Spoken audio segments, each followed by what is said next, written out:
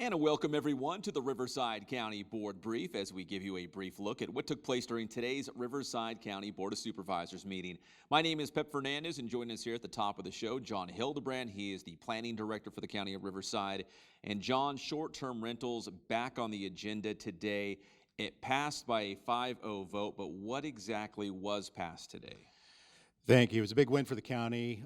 The board was very thoughtful in their considerations today. They really tried to balance the community's needs as well as the needs of the short-term rental operators.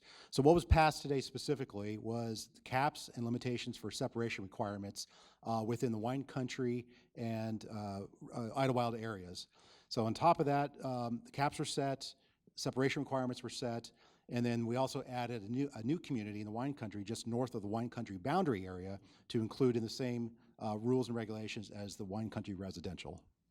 All right, so there was a couple items. I remember a couple weeks ago, you went before the board. They said, hey, you're going in the right direction, but we'd like you to focus on, some of these other things to make sure that we're really just dialed in. You were talking about the capacity, right, in some of these areas. That was, and individualized, right? Like what's not one size fits all across the entire county. Correct. So we had a very lengthy meeting on the November 7th about short-term rentals and all the provisions in there. The board directed staff to come back with some clarification items and some options for a few different provisions that they were uncomfortable with. One had to do with family transfers of short-term rental licenses to a family member.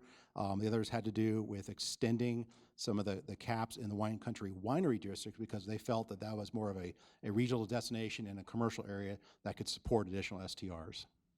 All right, very good. That is John Hildebrand. He is the planning director for the county of Riverside, talking about short-term rentals passing with a 5-0 vote. The new amendment, I guess you could say, to the ordinance. Is that correct? That's correct. The Second Amendment. The Second Amendment. Thank you, John. Appreciate it. Thank you very much. All right, that's John Hildebrand, always joining us here on the board brief, and we always appreciate his time. Now, also during today's board meeting, I know a lot of the time was consumed by short-term rentals, but we also had a presentation by Jason Yulee, the flood director for the county of Riverside, the general manager, talking about the aftermath, really, of Tropical Storm Hilary. There are still parts of Riverside County being cleaned up. Several big projects have been completed, but there's still another one that will be completed in January, and we're still bracing maybe for a potential El Nino winter, more rain on the way in 2024. Here is Jason Yulee.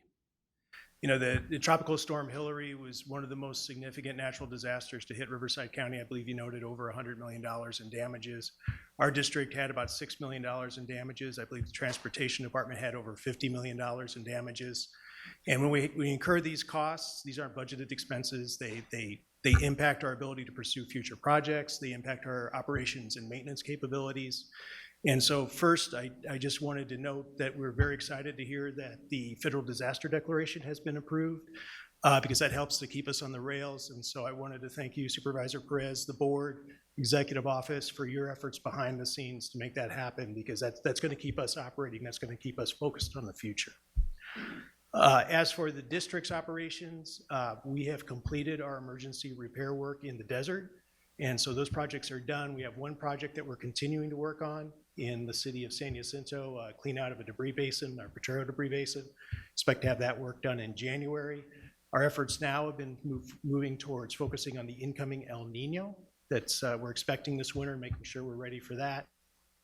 All right, that was Jason Yulee, general manager of flood control here in Riverside County. Now, a couple more items on the agenda, although not pulled and discussed during the meeting, but very important, are a couple items regarding housing and workforce solutions and how local youth can get on-the-job training, get paid for it, which can lead to a better career. We have Stephanie Adams from Housing and Workforce Solutions to talk about more about that, because they can get jobs with government agencies, nonprofits, and also private businesses. Here's Stephanie. And now join us here on the board brief. We've got Stephanie Adams from Housing and Workforce Solutions talking about not one, but two items approved today that will help youth get great work experience. So Stephanie, what exactly was approved today? Again, two items. So two items were approved today. The first one is what we call the Youth Community Corps program. And this program will pay youth a stipend to work for a nonprofit or government agency. It's a great program. It gives youth the work experience, also introduces them to career pathways that they might want to focus on in the future. The second one is a youth employment program, and that that program does reimbursement of wages to employers that hire youth for jobs that are in the private sector. So youth get to pick, what they want to explore, maybe something in the hospitality sector, something in retail, maybe an office job.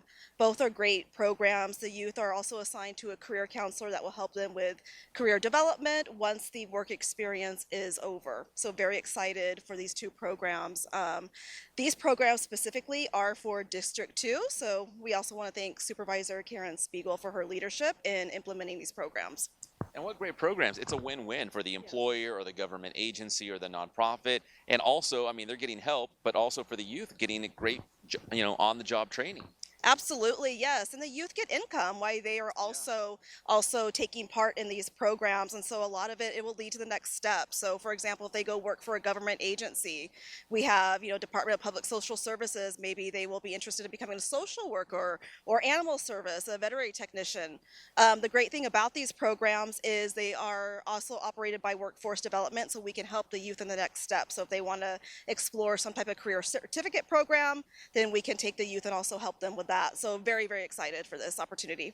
So for more information on these programs, you can give us a call at 951-955-3100. Thank you.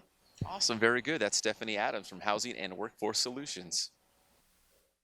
All right, thank you very much, Stephanie. We appreciate that. And one more thing here on the board brief. Let's go to some video. Earlier today during the meeting, as Supervisor Ixchel Gutierrez gave a shout out to the mobile crisis units. You might remember a couple weeks ago, we had them here on the board brief because they were here in front of the County Administrative Center as the supervisors had a chance to check them out and inspect them with their own eyes. And as Supervisor Gutierrez is about to point out, these mobile crisis response units will actually be going to some of our local colleges, specifically for behavioral health. So here is Supervisor Gutierrez giving them a big shout out here on the board brief.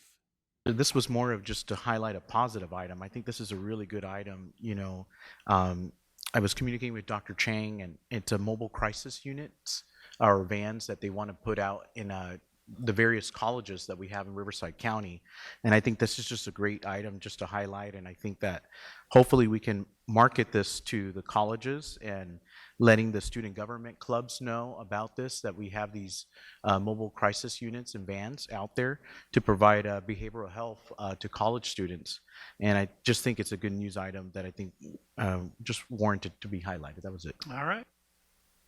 All right, thank you, Supervisor Gutierrez, for that. And finally, don't forget, it is Giving Tuesday, where individuals, organizations, everyone encouraged to support their favorite nonprofit in their community. Again, that's Giving Tuesday. If you follow RivCo now on all our social media platforms, you can get more information. My name is Pep Fernandez. We'll see you next time on the Riverside County Board Brief.